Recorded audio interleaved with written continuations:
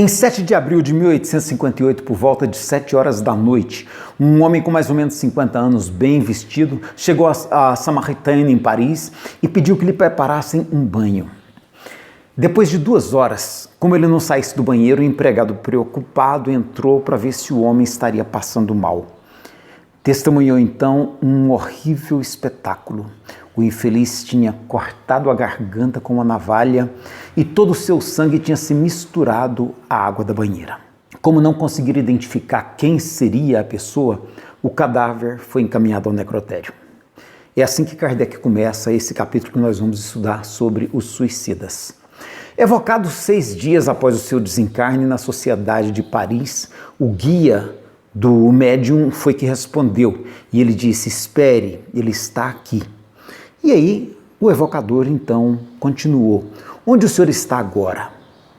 E a resposta: não sei, digam-me onde estou. O senhor está em uma reunião de pessoas que se ocupam de estudos espíritas e que são benevolentes para com o senhor. Digam-me se estou vivo, estou sufocando dentro deste caixão. O que o motivou a vir até nós? A resposta: estou me sentindo aliviado. Qual o motivo que o levou ao suicídio? Estou morto? Não, ainda estou em meu corpo. Vocês não sabem como sofro, eu sufoco. Tomara que alguém compadecido tente me dar o golpe de misericórdia. Veja que ele acha que não morreu e quer que alguém termine de matá-lo. Quando perguntaram a ele sobre o que ele pensou quando sua vida se extinguia, ele respondeu: não pensei, senti. Mas a minha vida não se extinguiu. Minha alma está ligada ao corpo. Sinto os vermes a me corroerem. Kardec comenta em uma nota: sua alma, embora separada do corpo, está ainda completamente mergulhada no que se poderia chamar de turbilhão da matéria corporal. As ideias terrenas ainda são tão fortes que ele não acredita estar morto. Aquele senhor se sentia abandonado e não queria que ninguém o reconhecesse. Nem após a sua morte, evocado, ele quis se identificar. Ele disse que não acreditava em mais nada, que estava sem esperança. E por isso ele cometeu suicídio. Mas, como ele informa, ainda se sentia vivo. Na sequência, eles evocam o Espírito São Luís para ajudá-los a entender aquele caso. Na nossa cultura judaica, o suicídio é carregado de um forte julgamento moral, como se o ato de tirar a própria vida fosse uma espécie de afronta a Deus, e aí Deus puniria essa atitude com um castigo ainda mais brutal do que aquela afronta que ele teria recebido. O texto reflete essa cultura judaica em que tanto São Luís quanto o próprio Kardec estão imersos. Por isso que se fala tanto ao longo desse capítulo em punição, castigo. São Luís diz que nos casos de suicídio, o espírito fica ligado ao corpo até o fim da vida. E essa afirmação dele tem levado algumas pessoas a entenderem que isso ocorre em todos os casos de suicídio. E na verdade a gente vai ver que não é bem assim. Os casos seguintes, aqui dentro desse capítulo mesmo, nos mostram que isso depende muito das circunstâncias. Cada caso é um caso. Kardec mesmo já havia comentado lá no Livro dos Espíritos que são muito variadas as consequências do suicídio. O espírito pode ficar ligado ao corpo pelo tempo que deveria durar a vida que sofreu a interrupção, é como ele escreve. E nestes casos, sentir a degradação do seu próprio corpo. Mas isso, ele diz que apenas acontece com alguns suicidas. Nos meios religiosos, inclusive no espiritismo, se entende que o suicídio é uma decisão pessoal, de conteúdo moral. Mas o Émile Durkheim, que é um sociólogo alemão, fez uma pesquisa muito cuidadosa sobre as ocorrências de suicídio da sua época e constatou que existem causas de natureza social que precisam ser consideradas. Uma pessoa que está à beira de um suicídio muda de contexto social e aquele desejo simplesmente desaparece. Como ele observou entre os imigrantes europeus que vinham para as Américas. Lá, em meio à crise econômica, muitos queriam se matar. Aqui na América, a sua esperança se reacendia e aí eles queriam viver. Eu pedi ao grupo que lesse um artigo ou então assistisse um vídeo antes do nosso encontro de sábado, de modo a agregar à nossa análise esse olhar social que o Durkheim propõe. Se você quiser ver o artigo, digite no Google Fronteiras do Pensamento Espírita, Suicídio. Ou então, se você quiser ver o vídeo, digita Luiz Signatis, com Z, Luiz Signatis, Suicídio. Tanto o artigo quanto o vídeo discutem essa perspectiva social do Durkheim, que é muito importante para a nossa compreensão e para a nossa atuação enquanto espíritas. Por exemplo, jovens LGBT se matam mais que outros grupos sociais em virtude do preconceito. E aí nós perguntamos, nós não deveríamos combater o preconceito contra pessoas LGBT em vez de apenas realizarmos campanhas de valorização da vida? Outro exemplo, pessoas desempregadas se matam com muita frequência em razão do desespero em que se veem, sobretudo idosas. Aí vem a questão, nós não deveríamos propor então políticas públicas contra o desemprego, o desamparo e a fome? Por último, pessoas idosas se matam por se sentirem abandonadas. Aí a questão é, o que nós podemos fazer para que elas se sintam amadas? Em paralelo com essas campanhas de valorização da vida, nós não deveríamos pensar também em como organizar a nossa sociedade de modo que ninguém chegue à condição de desistir da própria vida? O caso seguinte é bem um exemplo nesse sentido.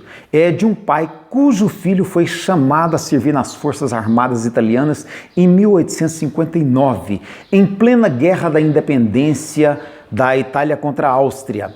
O pai ficou desesperado ante a possibilidade de seu filho morrer nos campos de batalha. Como ele era seu filho único, ele entendeu que se ele cometesse suicídio, o seu filho não poderia ser convocado para o serviço militar por ser arrimo de sua mãe. Assim pensou, assim ele fez. Um ano depois, em 1860, uma pessoa que o conheceu pediu a Kardec que o evocasse na Sociedade de Paris a fim de obter notícias dele. Eles consultaram inicialmente o espírito São Luís, que achou a evocação oportuna, até porque poderia levar algum alívio ao espírito que, segundo ele, se achava em sofrimento. Este caso, inclusive, mostra mais um aspecto social, que é o peso da cultura sobre o modo como o espírito se sente. O pai se sentia como um réprobo que não tivesse sequer o direito de pensar em Deus em virtude do ato por ele cometido. Ele não conseguia sequer escrever a palavra Deus, tão forte era o seu sentimento de culpa. Ele se sente punido. E aí Kardec lhe pede para descrever a punição que ele está sofrendo. Ao que ele responde, sofro duplamente na alma e no corpo. Sofro no corpo, embora não o tenha mais, como o amputado sofre no membro ausente. Deve ser Kardec que está dialogando com ele. Percebendo seu conflito interior, Kardec insiste em que ele tente escrever a palavra Deus. E aí ele tenta. É então que ele, com muita dificuldade, perceptível pela atitude do médium com o lápis na mão, ele escreve, Deus é muito bom. Quando a gente foi analisar esse caso, a Flávia entendeu que, na verdade, é ele quem se sente punido. Até porque Deus não castiga ninguém. É a nossa consciência que fica remoendo uma atitude da qual a gente mesmo passa a discordar, porque a gente percebe que aquela atitude não foi adequada. E o Johnny completou, ele está se autopunindo, é a dor do remorso. Agora ele percebe que cometeu uma atitude precipitada e que não tem como voltar atrás. E por isso ele sofre. É uma situação de arrependimento. Aquela imagem do Vale dos Suicidas, descrita pela Ivone Pereira, tem a ver com esse tipo de situação. Nem todos os espíritos que cometem suicídio se veem nessas condições. Isso tem a ver com o sentimento de culpa que o espírito carrega consigo. Lembra que eu disse que nesse caso fica bastante evidente a questão cultural? Pois é, Kardec pede que São Luís faça uma apreciação deste caso e São Luís explica que este espírito sofre justamente porque lhe faltou confiança em Deus, o que é um erro sempre passível de punição. É a palavra que São Luís usa. E aí nós não podemos perder de vista que São Luís era um rei católico. Para ele, não confiar em Deus é um erro muito grave. E aí ele escreve sempre passível de punição. Kardec faz uma breve digressão sobre a questão da relatividade do bem e do mal. Para ele, a intenção atenua o mal, mas não impede o mal de ser o mal. A sua visão está impregnada da filosofia agostiniana, que entende o mal como uma entidade absoluta, o que é uma visão muito própria daquele contexto cultural da Europa do século XIX. Por isso, Kardec entende que o suicida mais severamente punido é aquele tomado pelo desespero e que quer se livrar das misérias da vida. Um olhar mais amplo sobre o conjunto da doutrina espírita pode nos descortinar outras visões, como a de perceber que o espírito sofre por razões íntimas que ele não conseguiu superar. Nesse caso específico, pela angústia de ter se sentido forçado a abrir mão da convivência com o filho que ele amava por causa de uma guerra injusta, movida apenas por interesses materiais. Por entender que, com isso, o governo, o Estado, teria destruído a sua família, sua aventura, sua vida familiar. Não é fácil aceitar uma situação tão absurda, tão violenta, e então ele, provavelmente católico, se sente castigado por Deus por ter tirado a própria vida. Durkheim, na sua visão materialista, em vez de atribuir alguma culpa ao pai ou alguma punição a Deus, ele abominaria a guerra que causa tanto sofrimento às pessoas. Aí a pergunta não seria por que esse pai não confiou em Deus, mas sim por que nós, sociedade, ainda aceitamos que se promovam guerras. Mas aí também é bom a gente agregar a essa visão material do Durkheim o olhar espiritual que o Espiritismo nos proporciona. Kardec pondera que essas misérias, às vezes, são provas e expiações. Fugir delas é recuar diante da tarefa que tinha aceitado e, às vezes, mesmo diante da missão que deveria cumprir. Entender que nós podemos aprender em toda e qualquer situação nos ajuda a enfrentar desafios inevitáveis da condição de encarnados em um planetinha tão cheio de contradições como é a Terra. Se não é fácil manter atitude de confiança plena em situações muito adversas, uma compreensão clara da nossa condição espiritual nos ajuda a nos mantermos confiantes por mais adversa que seja a situação. Em seguida, Kardec relata uma comunicação espontânea recebida em 12 de 2 de 1863 na cidade de Havre. Era um dependente químico de álcool que, no desespero, se atirou de uma torre. Desempregado, faminto, não suportou a situação deplorável em que ele se achava e ele cometeu suicídio quando contava 67 anos de idade. Ao atirar-se da torre, ele deve ter se arrependido e aí a sua mente ficou presa naquele instante. Ele se sentia caindo e gritava: "Ó, o vazio, o espaço, eu caio, socorro! Vou me quebrar sobre estas pedras." O sentimento de culpa é que o aflige. E ele reflete agora que é tarde. Por que quis acabar com tudo quando estava tão perto do fim? E ele implora ao grupo: rezem para que eu não veja mais sempre este vazio debaixo de mim. Ao final do transe mediúnico, que deve ter sido muito intenso, o médium assina François Simon Louvet. E aí, pesquisando as edições antigas do Jornal do Havre, o pessoal encontrou lá no dia 23 de julho de 1857 a seguinte nota: "Ontem, às 4 horas, as pessoas que passavam pelo cais ficaram dolorosamente impressionadas por um horrível acidente. Um homem se jogou da torre e se quebrou sobre as pedras. Trata-se de um velho trabalhador que rebocava barcos, cuja tendência à embriaguez levou ao suicídio. Seu nome é François Victor Simon Louvet. Seu corpo foi levado para a casa de uma de suas filhas. Tinha 67 anos. Combinando Durkheim com Kardec, nós podemos lembrar a questão 930 do Livro dos Espíritos, que foi respondida de maneira curta e direta pelo espírito a quem Kardec a apresentou. O espírito respondeu: "Numa sociedade organizada segundo a lei do Cristo, ninguém deve morrer de fome." E é incrível como ainda hoje há quem entenda que só quem trabalha merece ter o pão de cada dia. Os desempregados, diga-se de passagem, por culpa da própria organização social, como Kardec reconhece, os doentes, os desesperançados, esses podem ser abandonados à míngua. Alguns abandonados a morrer de fome. Quando se fala em estabelecer políticas públicas de proteção às pessoas vulnerabilizadas, como por exemplo o programa Bolsa Família, a renda mínima universal, ainda existem pessoas que reagem com aquela ideia de que não vão trabalhar para alimentar ociosos. E a gente se pergunta, será mesmo essa a visão espírita? Será essa a visão cristã a respeito da miséria social? O que Jesus faria se ele fosse o presidente da República, ou se ele fosse o ministro da Economia, ou se ele fosse um cidadão de hoje? Refletindo sobre a situação de abandono desse homem, desempregado aos 67 anos, o Johnny ponderou que o suicídio sempre tem uma causa social.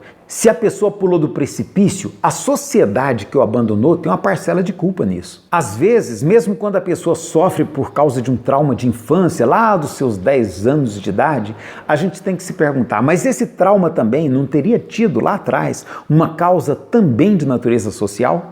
Se você conseguir abstrair dessa abordagem punitivista que está contida no texto, que é baseada na ideia de suicídio como um crime diante de Deus, na ideia de castigo, de punição, se você se permitir entrar na alma de cada personagem que Kardec apresenta, você pode viver uma experiência transformadora, uma experiência que pode ajudar você a repensar inteiramente a nossa organização social, que é o termo que Kardec usa. Cada um dos casos que ele coloca nesse capítulo é mais doloroso que o outro. O próximo é o de uma mãe que não suporta a perda do filho e se mata na tentativa de ir ao seu encontro. Só Deus sabe o quanto a vida dessa mulher já devia estar desprovida de sentido, de tal modo que o único sentido que lhe restava era o filho que partia. E um dado interessante nesse texto é que o evocador não mostra muita empatia na condução desse caso. Kardec se refere a ele como um terceiro, uma terceira pessoa, o que sugere que não foi ele Kardec que conduziu esse diálogo. O dialogador insiste muito na ideia de crime aos olhos de Deus e que não poder ver o seu filho é a sua punição. O próprio Kardec acaba repetindo essa ideia ao longo da narrativa do diálogo. E hoje nós sabemos que nessas situações a pessoa precisa ser ouvida, compreendida, auxiliada, mas não julgada. Essa parte do texto toda é muito carregada de condenação, quando o de que essa mulher mais necessita é de misericórdia. O seu estado de perturbação não lhe permite estabelecer qualquer sintonia mental com seu filho, e isso torna sua dor ainda maior do que aquela que ela sentia ante a iminência da sua perda. E aí entra uma questão importante que só o olhar espírita nos permite, que é agregar a perspectiva espiritual a esse caso do ponto de vista puramente material. Kardec coloca como uma fala do evocador: a morte de seu filho era uma prova para a sua resignação. Infelizmente, a senhora não a suportou enquanto encarnada e agora, desencarnada, não a suporta de novo. Hoje nós podemos entender que o seu sofrimento não é um castigo de Deus, não foi um castigo de Deus. Ela poderia ter aprendido importantes lições de autonomia espiritual se ela tivesse conseguido separar-se do filho quando em vida, mesmo sofrendo a dor da perda, mas usando isso para aprender a caminhar sozinha por entre as adversidades que, por certo, ela estava enfrentando na relação conjugal, na vida em sociedade. Mas o fato é que ela não conseguiu. E agora ela não conseguia restabelecer seu equilíbrio interior diante da falta que o filho lhe fazia. O livro Memórias de um Suicida apresenta casos interessantes em que espíritos amigos interferem no sentido de evitar que esse estado de perturbação afete outras pessoas. No caso, o estado dela, afetando o próprio filho. E aí, no entendimento dela, isso é um castigo de Deus. E aí o seu sofrimento se torna ainda maior, porque impacta com as crenças e com a religião que ela cultivava. O evocador tenta fazê-la orar com ele, uma prece que eu não gostei da prece, eu não aconselharia que fosse aquela prece. Mas o conselho acaba funcionando e ela se dispõe a orar e com isso parece pacificar um pouco sua mente. Eu sugiro a você ler o texto para você perceber as dificuldades que o texto apresenta. Em seguida nós temos um caso de suicídio que Kardec define como por amor e por dever. É uma moça que se casa com um homem a quem ela não ama, por mero respeito filial. Acontece que o homem por quem ela é apaixonada é amigo do seu marido e vem sempre visitá-los. Ele também é apaixonado por ela e tem nessas visitas um meio de pelo menos vê-la de vez em quando, já que não tem outra maneira de ele desfrutar da sua companhia. Lembra que naquela época o divórcio ainda não era permitido na França? Kardec foi muito corajoso ao defender a legalização do divórcio diante daquela sociedade que acreditava firmemente que o que Deus uniu, o homem não separe. A situação foi se tornando cada vez mais dolorosa até que um dia ela e ele resolveram pôr fim a esse sofrimento. E cometeram suicídio juntos, depois de escrever uma carta dolorosa explicando os seus motivos. O marido dela compreendeu a situação e sepultou seus corpos um ao lado do outro. Esse caso foi estudado na Sociedade de Paris, mas só o espírito da mulher foi evocado, ou pelo menos conseguiu ser recebido. E aí fica por sua conta ler o diálogo diretamente no livro, que é muito interessante. Há o caso do jovem que se mata por ter sido rejeitado pela sua noiva. O caso dele é muito interessante. Ele é evocado e conversa de maneira muito lúcida com a pessoa que o evocou. O único sofrimento que ele relata é o desprezo da mulher amada. Ele reconhece: errei em abreviar minha vida, não devia ter feito isso. Eu devia ter suportado tudo em vez de acabar antes do tempo. Mas é só isso. Como ele não é religioso, ele não sente culpa, apenas o desapontamento a que se refere a questão 957 do Livro dos Espíritos. Ele não sofre nenhum castigo, ele não vai para nenhum vale dos suicidas, não fica preso ao corpo pelo tempo que deveria viver e nem sente nenhum verme corroendo as suas carnes. É muito interessante. Mas aí acontece algo curioso, que reflete o machismo estrutural daquela época. São Luís e Kardec vão considerar que ele não sofre por quê? Porque a culpa é da moça que o induziu ao suicídio. E tem o caso do homem ateu também, que é muito interessante. Ele diz: sofro por ser obrigado a acreditar em tudo que neguei.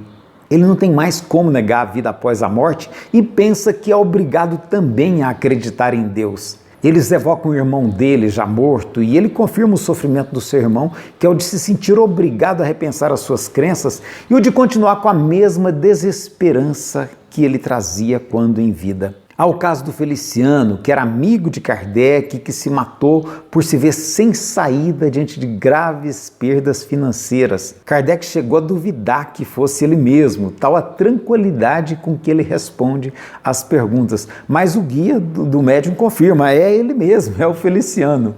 Já era a quarta vez que ele cometia suicídio, e isso sim o angustiava, porque demonstrava uma certa covardia perante a vida que ele sentia que teria que superar em uma experiência futura. Kardec encerra o capítulo com o caso de um homem, Antoine Bell, que padecia de um terrível processo obsessivo devido a um crime cometido em uma vida anterior e cometeu suicídio em virtude do tormento que essa obsessão lhe causava.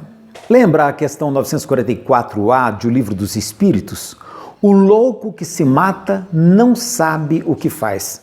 Hoje esse caso seria perfeitamente associado aos suicídios cometidos devido a causas psiquiátricas. No caso, talvez fosse a depressão. Kardec conclui lembrando que todas as existências são solidárias umas às outras, que a justiça e a bondade de Deus se evidenciam na faculdade que permite ao homem se melhorar gradualmente. E nós podemos acrescentar que não existe um Deus vingativo, não existe culpa, não existe punição. O espírito aprende com os próprios erros. O sofrimento resulta dos seus conflitos interiores e funciona como uma espécie de alerta que o adverte de que algo no seu mundo íntimo está requerendo a sua atenção. É comum no nosso meio achar que a pessoa que pensa em se matar é fraca, é desequilibrada, porque não se leva em conta que existe uma situação que ela não está conseguindo mais suportar. A gente às vezes não pensa que é porque a pessoa está se vendo sem saída, ou melhor, que a saída que ela está vendo é tirar a própria vida. Esse entendimento pode ser para nós um estímulo no sentido de a gente ter a iniciativa de amparar as pessoas ao nosso redor para que elas consigam descobrir um sentido para suas vidas. É isso que realmente previne o suicídio. E também para que a gente aprenda a não julgar. Em vez disso, nós deveríamos nos perguntar onde nós, enquanto sociedade, estamos errando a tal ponto que tantas pessoas estão se matando. Que sofrimento coletivo é esse que está levando tantas pessoas a cometerem suicídio? Que aspectos da nossa organização social, como dizia Kardec, estão precisando ser modificados para que as pessoas possam desenvolver a alegria de viver e não se vejam mais desistindo da vida e cometendo suicídio?